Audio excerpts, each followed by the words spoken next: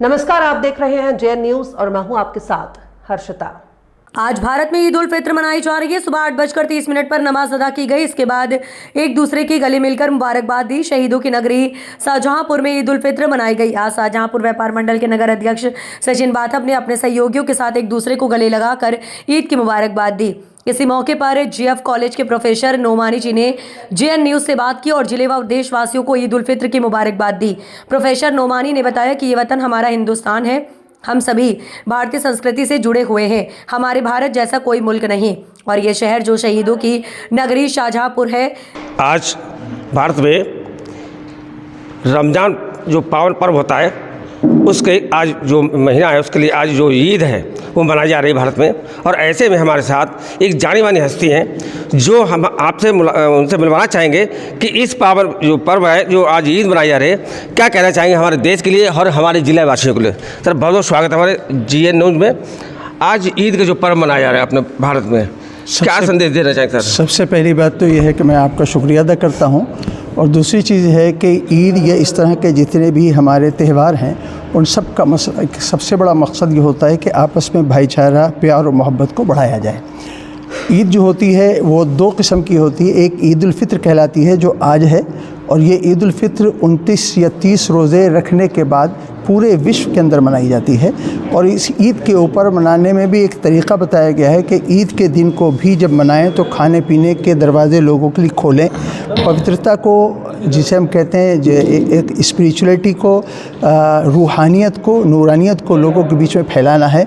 एक दूसरे का ख्याल रख के आपस में मिलना जुलना है। और हमारे मुल्क की जो एक अपनी पुरानी सभ्यता है जिसको हम गंगा जमनी तहज़ीब कहते हैं, उस तहज़ीब को बरकरार रखने का एक सुनहरा मौका होता है इस किस्म के त्यौहार।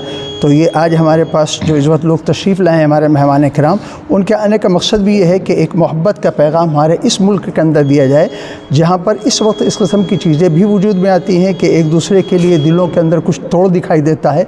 तो हमारे इस हॉल में, स्कूल के हॉल में, जिसका नाम ईडन पब्लिक स्कूल है, इसमें आप देख रहे होंगे मुख्तलिफ़ मज़ाहिब के लोग आके इकट्ठा हुए हैं और वो सब एक दूसरे से प्यार और मोहब्बत का एक दूसरे को मुबारकबाद दे रहे हैं। और यही वो चीज़ चाहिए है जिससे हम शांति, अमन, सुकून के साथ और पूरा मुल्क अमन और अमान सुकून के साथ रहेगा और रह सकता है। जैसे कि हमारा जो शाहजहांपुर है, शहीदों की नगरी, पूरे विश्व में विश्वविख्यात है, तो यहाँ से क्या पैगाम जाएगा सर? सबसे बड़ा पैगाम शाहजहांपुर से ये जाता है कि शाहजहांपुर ने मुख्तलिफ़ तहज़ीबों को, मुख्तलिफ़ मज़ाहिब को इकट्ठा किया है। राम प्रसाद बिस्मिल साहब हों, ठाकुर रोशन सिंह हों या अशफाकुल्लाह खान साहब हों, ये तीनों ने जब मुल्क की आज़ादी के लिए ख़ुद को कुर्बान किया है। और वो वक्त भी याद करने का था जब अशफाकुल्लाह खान को, राम प्रसाद बिस्मिल और ठाकुर रोशन सिंह को फांसी की सज़ा दी गई।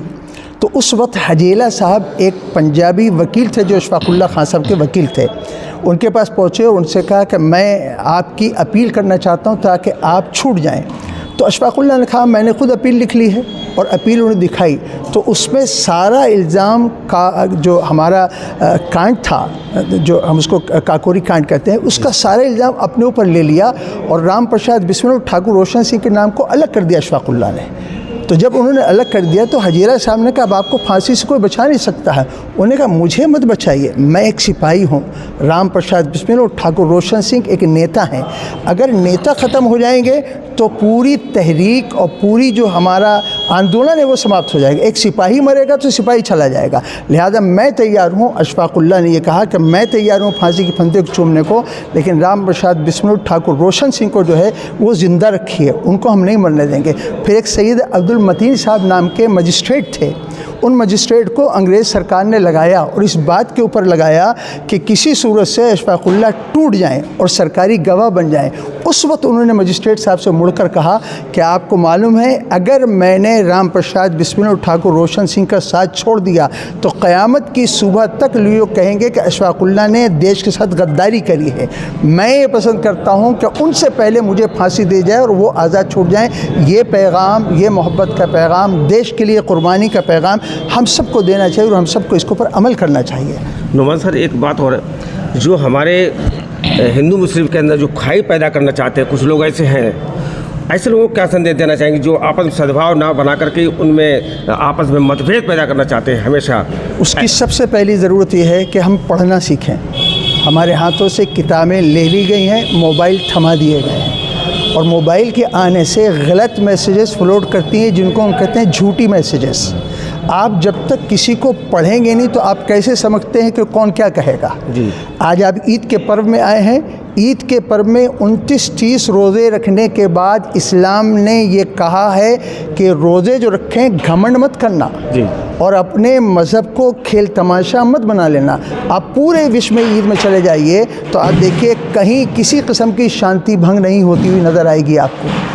आप देखें सारे लोग इबादत से लगे, चूँकि ईद भी इबादत है, जैसे रोज़ा इबादत है, ईद भी इबादत है। और ख़ुद कुरान की बहुत सी आयत हैं जिसके अंदर अल्लाह ताला ये फरमाता है कि देखो तुम अपने मज़हब को किसी सूरत से भी तमाशा और खेल मत बना लेना।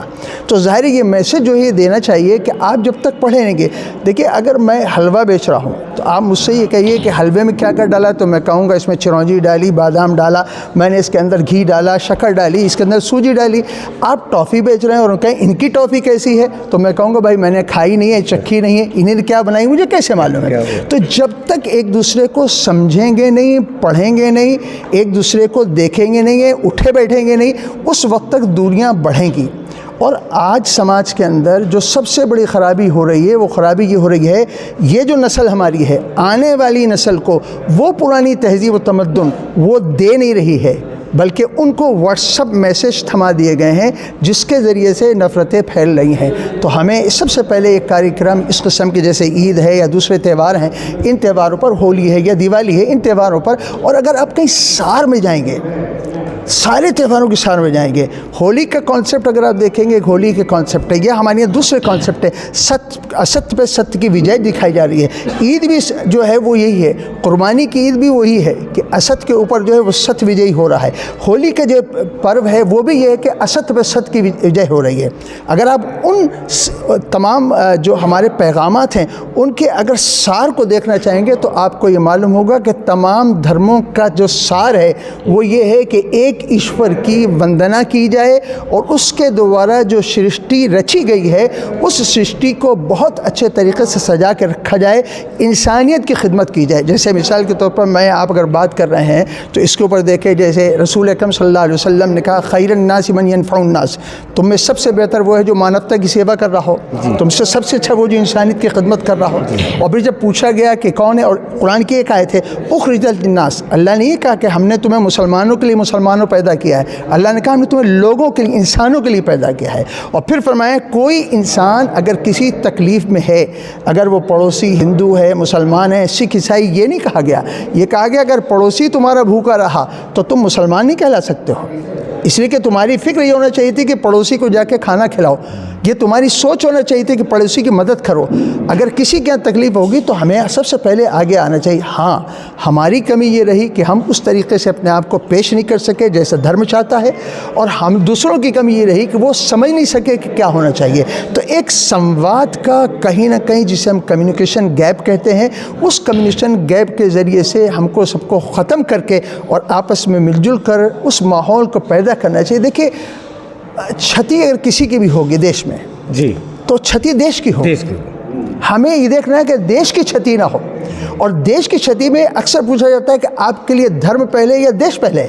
अगर किसी आदमी से कहा जाए आपकी दो आंखें, ये रखेंगे, तो आप क्या जवाब देंगे? आप कहेंगे दोनों रखेंगे। तो हमें दोनों चीज़ें चाहिए हैं, प्यार और मोहब्बत भी चाहिए, अमन और अमान भी चाहिए। और मैं सबसे यही दरख्वास्त करना चाहता हूँ कि त्योहारों में एक दूसरे से मिलकर, कोई ज़ोर ज़बरदस्ती न कर, ये लोग सब आए हैं, ये मोहब्बत में आए हैं जी, ये इन लोगों की श्रेष्ठता है कि ये हमारे पास आए, ये इन लोगों का एक प्यार है, एक मोहब्बत है जिसकी वजह से मुलाकात करने आए हैं। हम सबको ऐसे माहौल को बनाना चाहिए जहाँ पे, और दूसरी बड़ों की ज़िम्मेदारी ये है कि बच्चों के जहनों को साफ़ करें। अगर हमने अपनी नस्ल को सही, देखिए शाहजहानपुर में गंगा जमुनी तहजीब के अंतर्गत हम लोग जो है ईद भी मिलने जाते हैं, और मुस्लिम भाई हम लोग के यहाँ के होली मिलने आते हैं।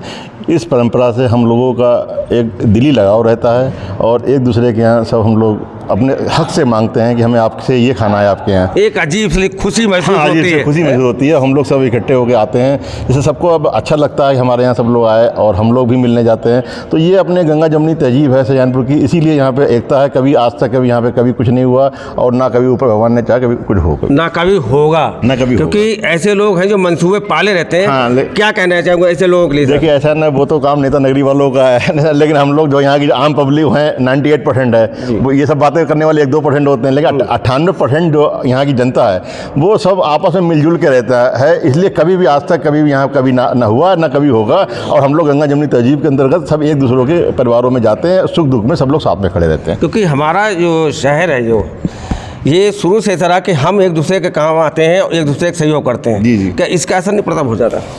नहीं, देखिए ऐसा है कि यहाँ की पब्लिक बहुत जागरूक है, सिर्फ वो सुनती है नेताओं की क्या है क्या नहीं, लेकिन कभी भी यहाँ पे कोई भी ऐसी बात नहीं होती है और सभी लोग एक दूसरे से मिलजुल के रहते हैं। आज हम लोग सवेरे से ही सबसे मतलब घर घर जाके ईद मिलने जा रहे हैं और एक दूसरे से प्यार मोहब्बत से बैठते हैं, उनकी बात सुनते हैं, आपस में वो करते हैं। तो मतलब यहाँ पे हम लोग मतलब सब लोग मिलजुल के रहते हैं, सभी लोग। क्या संदेश देना चाहेंगे शाहजहांपुर की जनता के लिए? मैं संदेश देना चाहते हैं कि सभी लोग आज मतलब ईद का एक पावन पर्व है, तो सब लोग बहुत मिलजुल के रहें और सबको उसकी शुभकामनाएं। तक